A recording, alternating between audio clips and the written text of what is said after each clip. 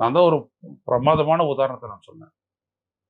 ஏதோ ஓபிஎஸ் வந்துட்டு 31% ஓட்டு வாங்கினாரு. எதிர்த்து நின்ன இரட்டையில நின்ன வேட்பாளர் வெறும் 8.99% ஓட்டு வாங்கினார்ன்றது மட்டும் சொல்லல.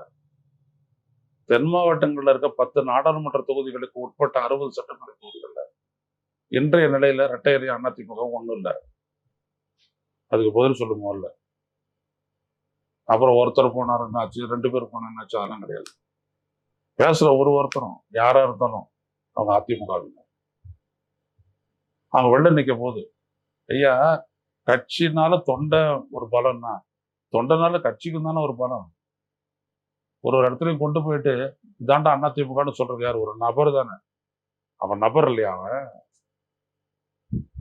அதெல்லாம் நிரூபிக்கப்படலையா தேர்தல் காலத்துல? அந்த இடத்துல அவனை போட்டு ஜெயிச்சிரும் அப்படி சொல்லலையா? திமுக தவற விடாத ஒண்ணுத்த நீங்க தவற விடுறீங்க. அப்புறம் என்னது நீங்க வந்து அரசியல் பண்ணுவீங்க? ஸோ நீங்க நீங்க போற பாதையும் பலவீனமான பாதை.